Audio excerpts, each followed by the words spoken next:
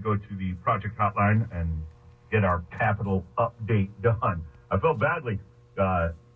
Spoke with Kevin Kelly yesterday. I don't know if you thought yesterday was Thursday or when you had called in. I do apologize for that, because if you were listening to the show, you must have been like, could he not take me? He's really just blathering on, and it's not like he's doing anything all that important out there.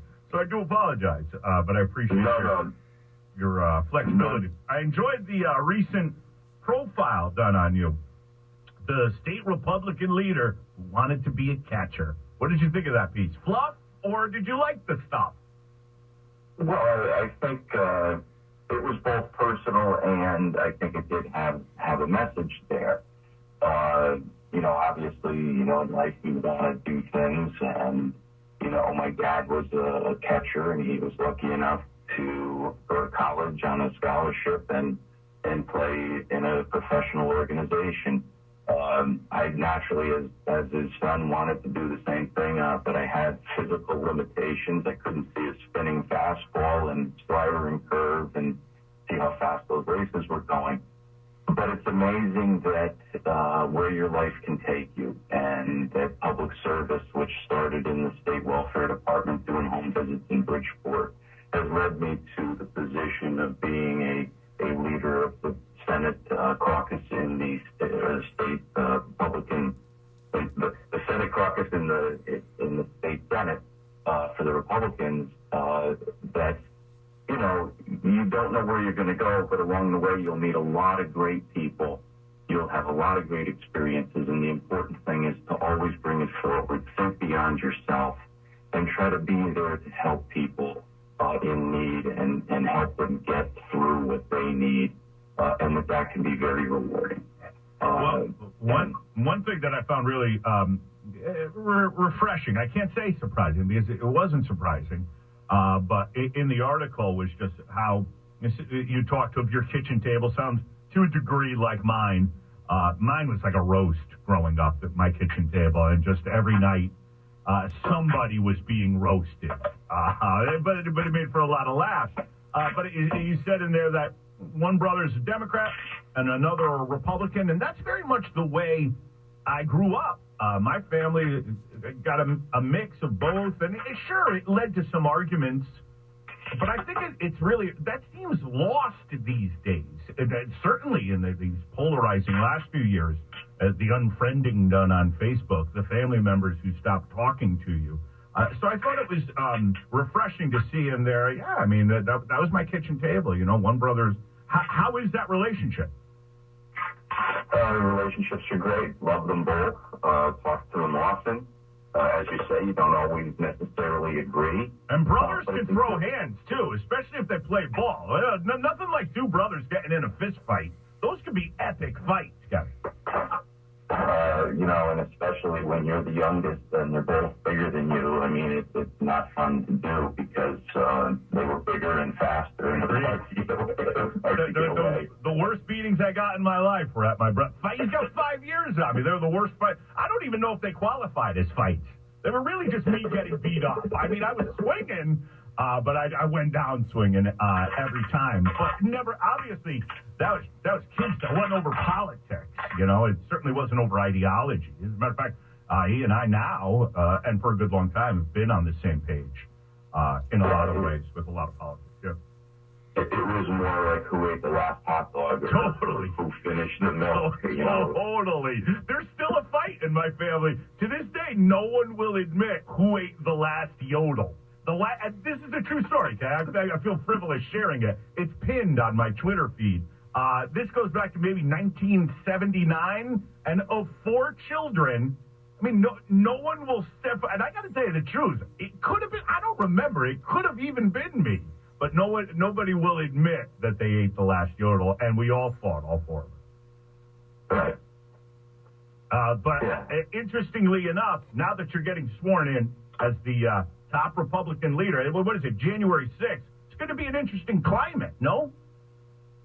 Absolutely. I mean, it's going to be a new opportunity, actually, because I'll be a new voice in the Senate. We'll have a new leader in the House, and it appears we'll have a new leader for the party.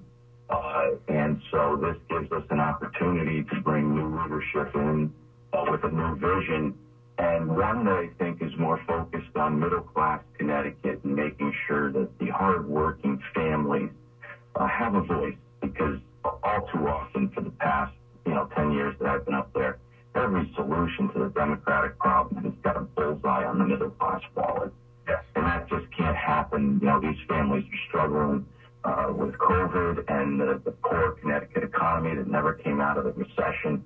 We're last in job growth, last in personal income growth, and the middle class feels it. And that voice needs to be heard. And we're going to make sure that voice is at the table in Hartford. That's one of the things I've struggled with the most doing talk radio these last 10 years. And again, we are on with Kevin Kelly. We're doing this week's Capitol update. The swearing in is January 6th.